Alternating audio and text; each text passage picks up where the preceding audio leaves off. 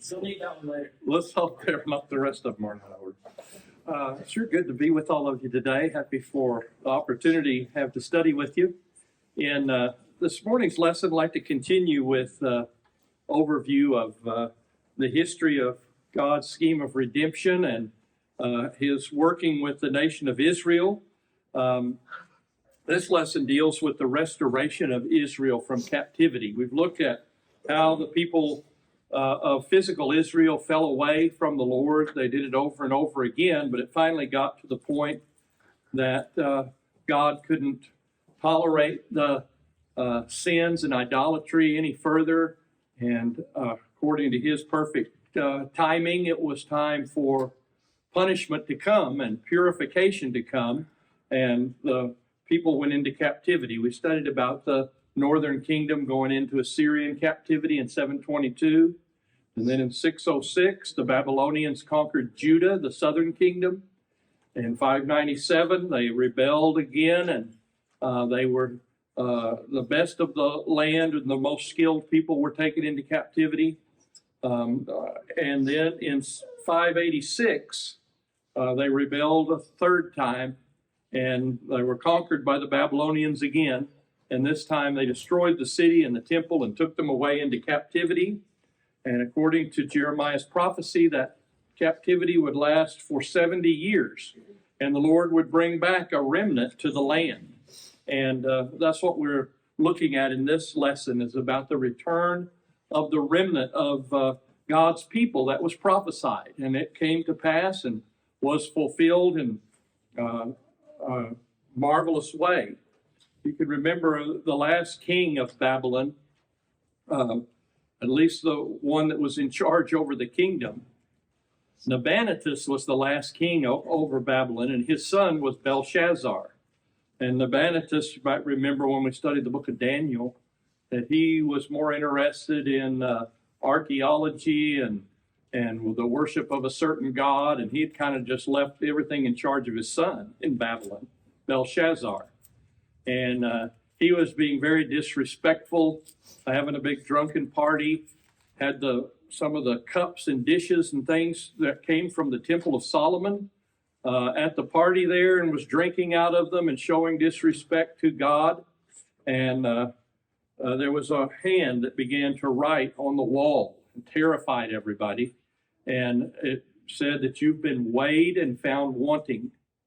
And nobody could interpret it. And people remembered a great prophet that lived among them, Daniel, that was able to interpret dreams for Nebuchadnezzar in the past. And so he was sent for and came in and gave the interpretation. It says in Daniel 5:16, "But I personally have heard about you, that you are able to give interpretations and solve difficult problems.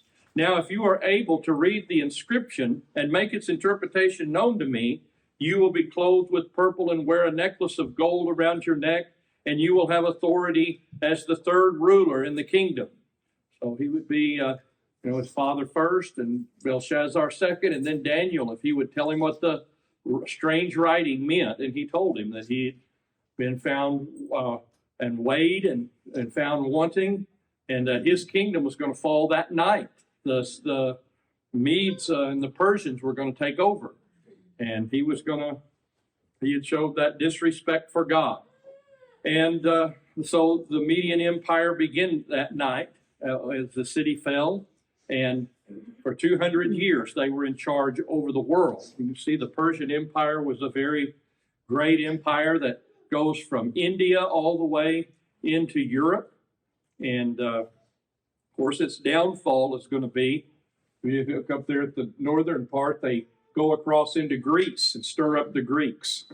And it's going to be the Greeks that bring them to an end. But great kingdom. And of course, that's the period of time when the people of Judah were restored to their land, just as God had prophesied.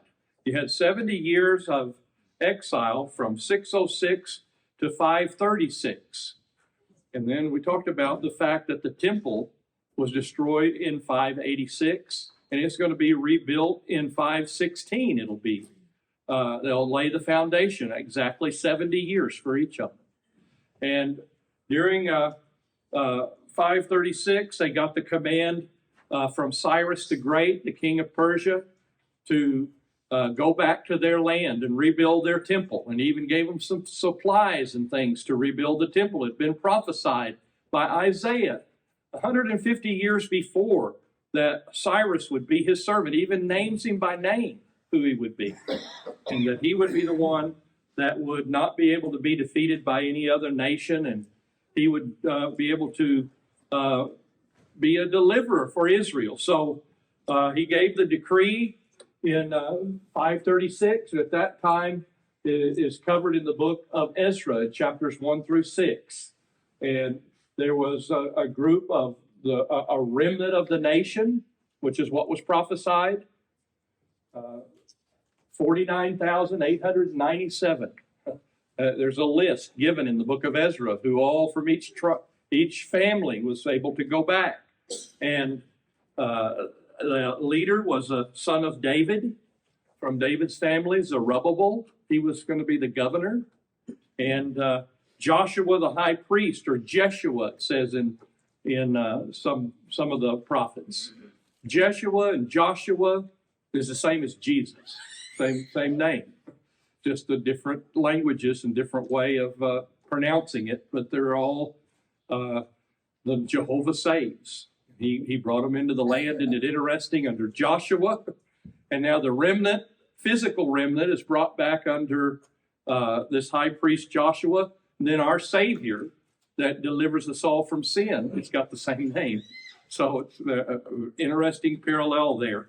So 20 years it took to build the temple back. They laid the foundation of the temple in 536, and there would have been people, of course, at that time, in the 60s and 70s, that saw Solomon's temple.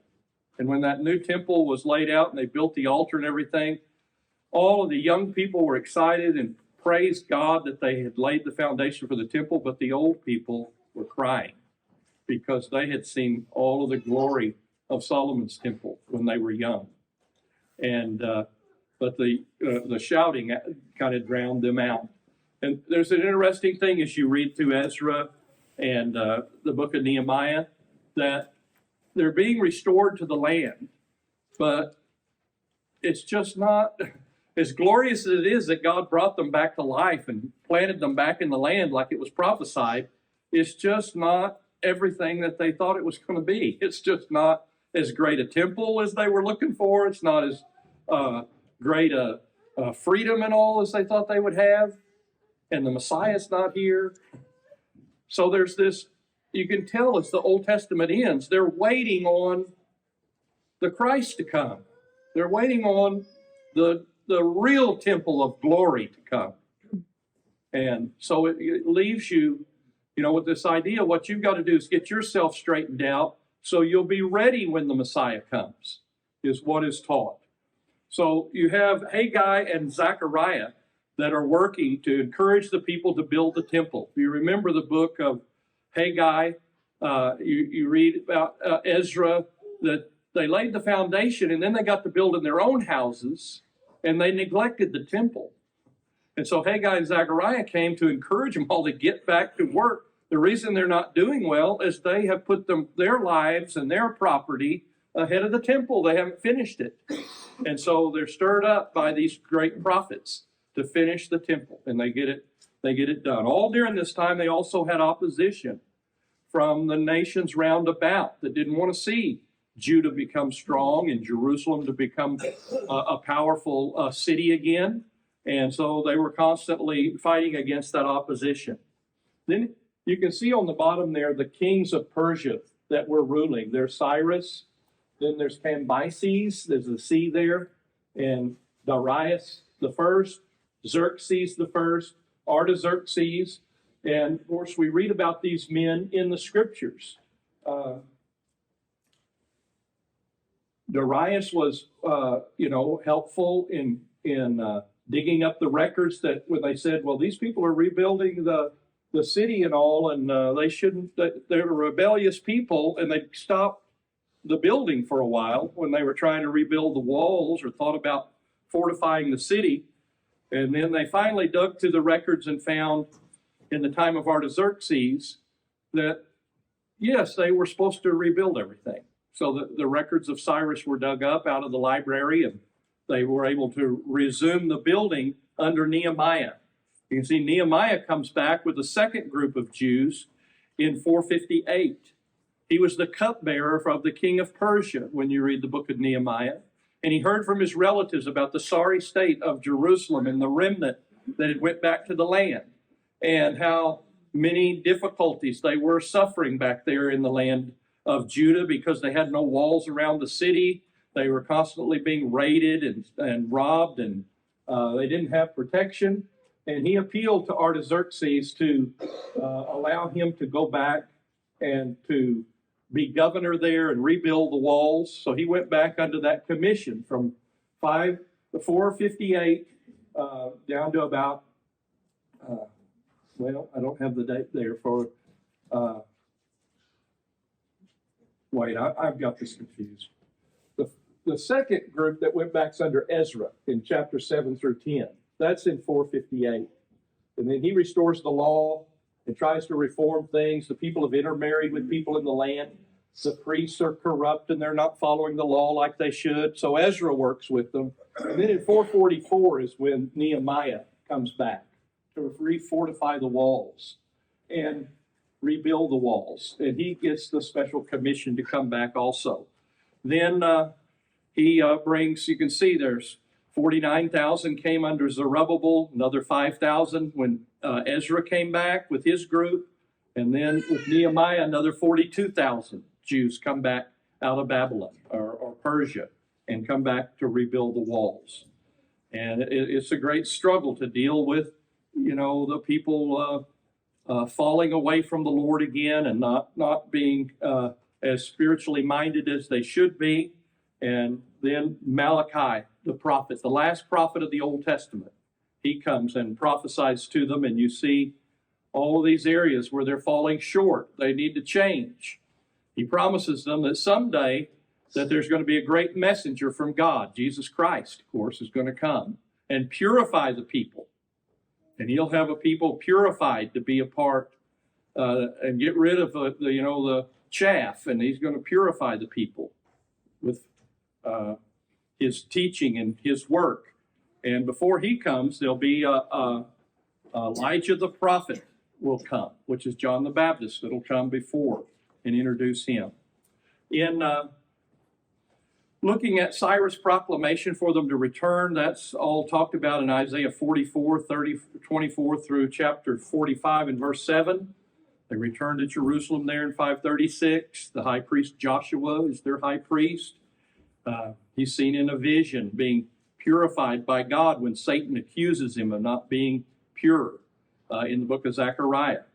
And the altar is restored, the foundation's laid, and after 16 years, Haggai and Zechariah come and they rebuild the temple, and it gets completed in 520 BC. Then, of course, that temple is finished after that 70 years that after it had been destroyed. On that chart that we saw, you see the book of Esther's kind of in between the time Zerubbabel comes back and Ezra comes back with the group. Over in Persia, we're told about during the time of Xerxes, or Ahasuerus is what he's called in the book of Esther.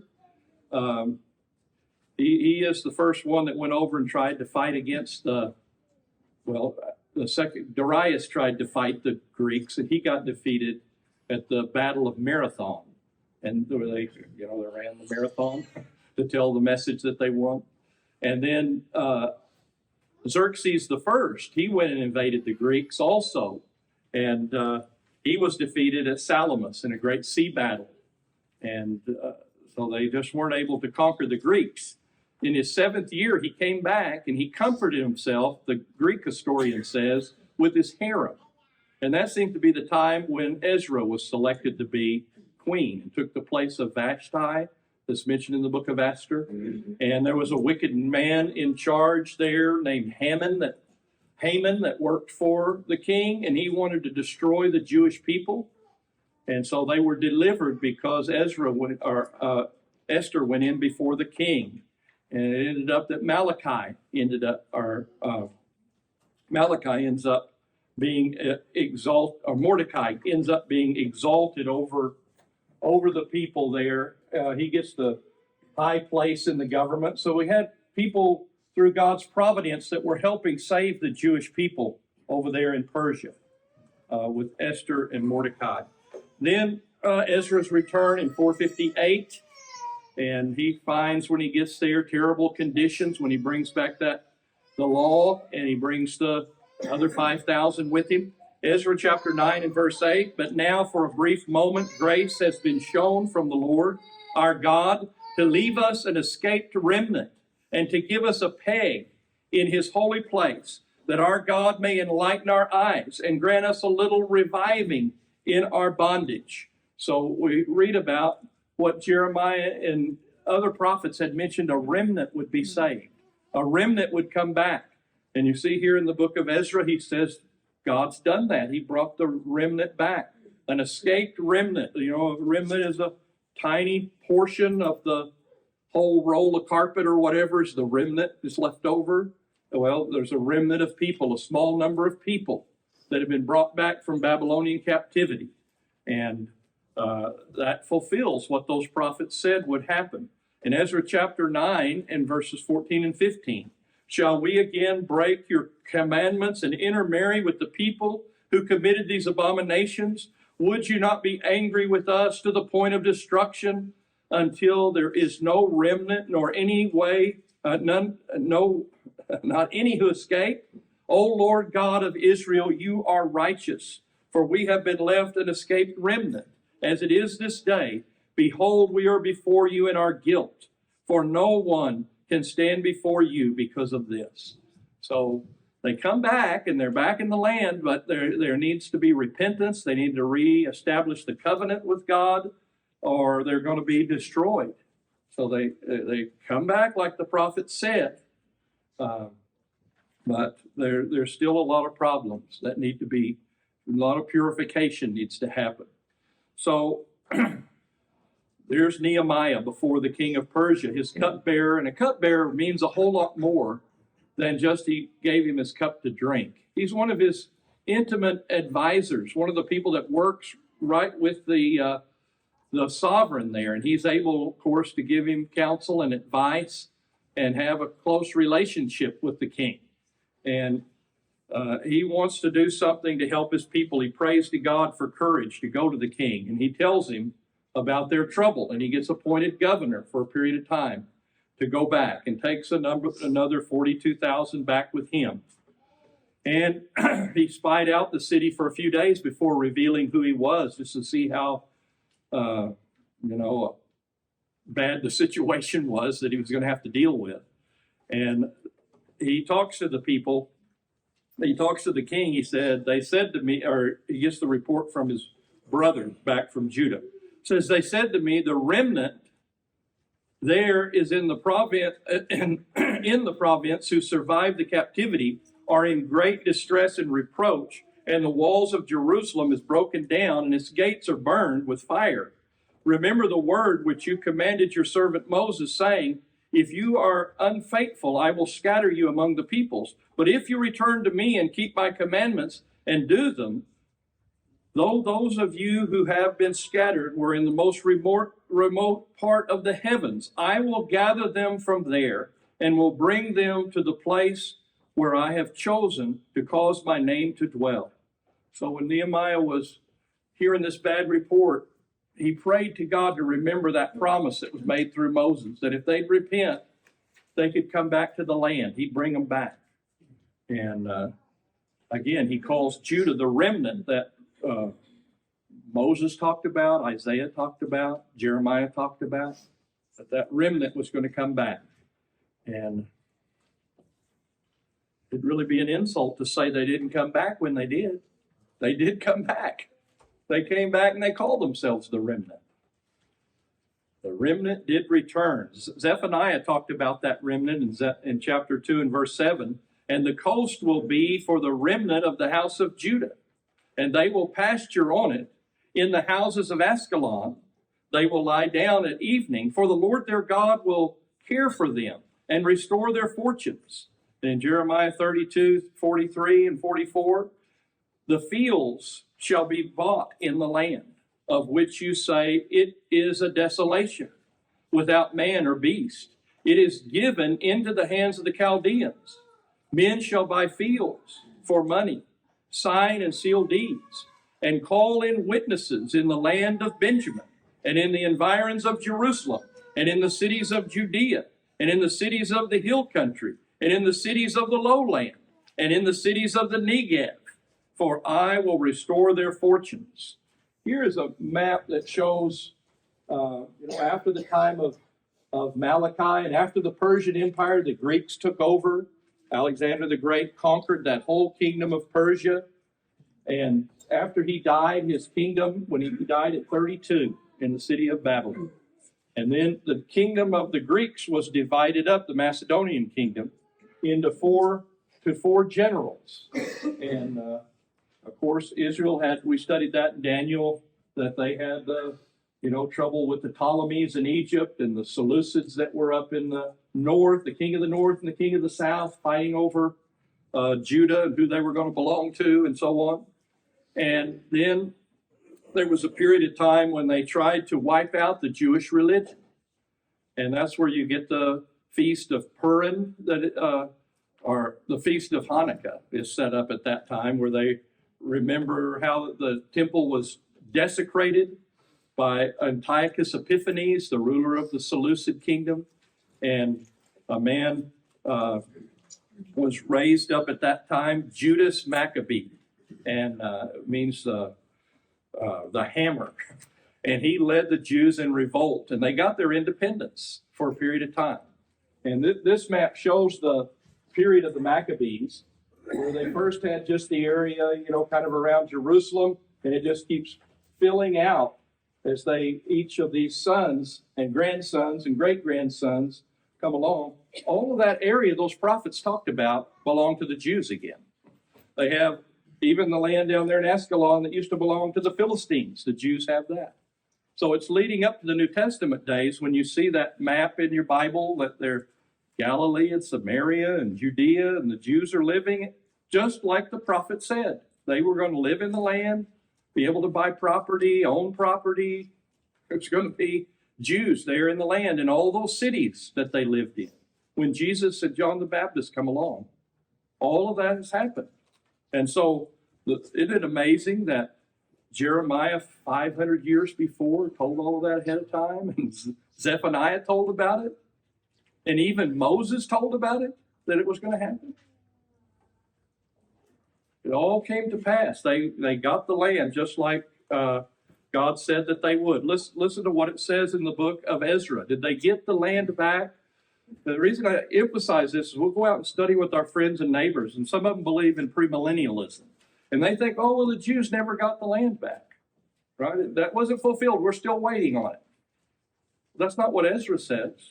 Listen to Ezra in chapter 2 and verse 70. He says, now the priests and the Levites and some of the people and the singers and the gatekeepers and the temple servants lived in their cities, and all Israel in their cities. In Nehemiah 7:73, now the priests and the Levites and the gatekeepers and the singers and some of the people, the temple servants and all Israel lived in their cities. And when the 7th month came, the sons of Israel were in their cities. And then it tells about them having the feast of Tabernacles again. So the wall of Jerusalem's rebuilt, the temple's rebuilt, they're living back in the land. So that physical part of the prophecies was fulfilled. And we see those people living in the land when the New Testament time comes. Malachi tells us, though, the religious conditions were not all they ought to be, that there's a lot of ways in which the people are still falling short. For them to get all of the glory that was prophesied that was going to come under the Messiah, these people need to clean up their lives and their act. Malachi points out there was laxity among the priests, that the priests were not being faithful to the Lord. There were mixed marriages. Even some of the priests were married to different pagan women. And, in the book of Ezra in the book of Nehemiah, they're trying to get them to put away these foreign women and purify themselves and purify the priesthood. They were neglecting the tithes. They were indifferent about the morals and ceremonial law. Some of them had enslaved some of their neighbors and were charging them usury or charging them interest, which was against what the law of Moses said. You were supposed to help people and do benevolence just as a gift. You weren't supposed to. Can you imagine if we're going to help a needy brother and we charge him interest for everything we give him? That's what they were doing. And the prophet rails against that. And they weren't following the ceremonial laws right either. They were bringing blind and crippled animals to be sacrificed, and the priests were going along with it when Malachi was preaching, trying to get them to reform and clean up all of these things. And he tells them then about the coming of the Lord and the coming of that forerunner.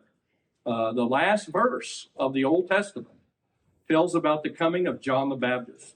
It says in Malachi 4, 5, and 6, "Behold, I am going to send you Elijah, the prophet, before the coming of the great and terrible day of the Lord, and he will restore the hearts of the fathers to their children, and the hearts of the children to their fathers, lest I come and smite the land with a curse." So there's going to be this great return that's going to happen in the future when God is going to clean up the nation. So there is a second spiritual restoration that's going to happen. And this also is prophesied. And it is mentioned in the book of Isaiah that a second time God's going to call the remnant back. They call them back physically. There's going to be a spiritual remnant of faith that God is going to have. And of course, that would include all of us. Isaiah foresaw the Messiah was going to come, and at his second return, there would be a calling back that would include all different kinds of people would be called back to serve God. And we're told about in Isaiah 11, if you read that chapter, it tells you about the character of the Messiah and all of his spiritual perfections and qualities. And his people are foretold that he's going to have. And there's going to be a glorious resting place for God's people because of the root of Jesse, the father of David, David's descendant, the Christ. And then it says what's going to happen in these last days, that there is going to come this salvation. Then it will come about in that day that the nations will resort to the root of Jesse. Not just the Jews, but the nations, the Gentiles, are going to be a part of this nation, the spiritual remnant that's coming, who shall stand as a signal for the people, and his resting place will be glorious. So there's going to be a second time God calls people back out of captivity. And it's going to include Gentiles. And they're all going to come to the one who stands as a banner. The rallying cry is the Messiah. Jesus Christ is the one that's going to call them. Then it will happen in that day that the Lord will again recover the second time with his hand. So under Ezra and Nehemiah and those guys, that's the first time. But Isaiah says there's going to be a second time when God's going to call them back. The remnant of his people who will remain from Assyria and Egypt and Pathros and Cush and Elam and Shinar and Hamath and from the islands of the sea. And he will lift up a standard for the nations and will assemble the banished ones of Israel and gather the dispersed of Judah from the four corners of the earth. Do you see when you're reading the New Testament how these things come to pass? You have people from all of those places there on the day of Pentecost, Jews from all over the world. And they get called out of the world and out of sin and captivity to the devil to be in the church, the spiritual kingdom, the spiritual temple they get to be a part of. They have citizenship in a heavenly Jerusalem, just like the prophet said it would happen. And not only do they preach to the Jews, but then they go to Cornelius' house with Peter, and Gentiles start coming in. And Paul went throughout the Roman Empire. He'd go to the synagogue first, right? And then he'd go to the Gentiles. And the church in the end got to be more Gentile than Jewish. There were so many of the Gentiles that respond to the gospel. So look at what the prophecy says. It's talking about that day, the days of the Messiah and the apostles. It's quoted by Paul in Romans chapter 15 and verse 12 and applied to the church. So it's not my interpretation, it's the apostle Paul's interpretation that this applies to the church and to the gospel. And the first return was Zerubbabel and Ezra and Nehemiah, but then you have a world-inclusive calling of people back. Well, I've got several more slides to go. So I think next week I'll just work a little bit more on the fulfillment of this, add some more to this lesson, and we'll look at how the church is that remnant that is called back out of captivity to sin, and how Jesus Christ is the one that is the banner that calls everybody back. So I think we'll stop there, and next week we'll make another lesson of this and look more in detail at this spiritual remnant that the Lord promised to call back and how these things were fulfilled. If you'll bow with me for a word of prayer, we'll be dismissed to our Bible classes.